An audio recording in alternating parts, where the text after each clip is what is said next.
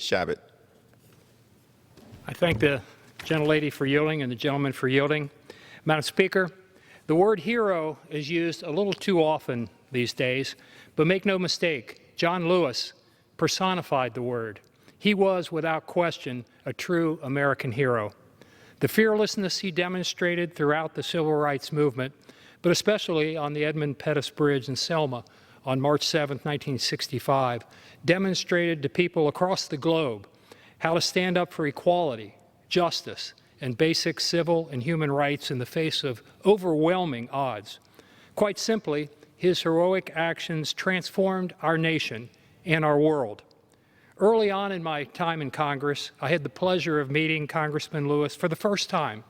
When he found out I was from Cincinnati, he immediately asked me a question that I'd hear from him many times in the coming years. How was his friend and fellow civil rights leader, Reverend Fred Shuttlesworth, doing?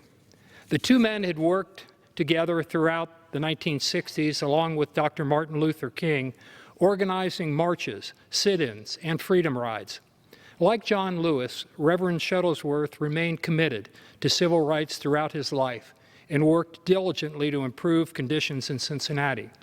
Not surprisingly, when I would see Reverend Shuttlesworth back home, he'd ask how John Lewis was doing up here.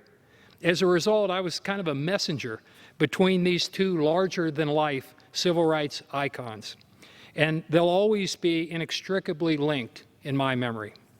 Madam Speaker, the world needs more heroes like John Lewis and the Reverend Fred Shuttlesworth.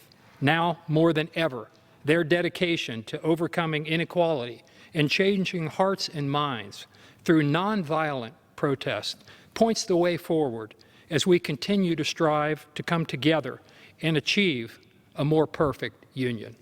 And I yield back.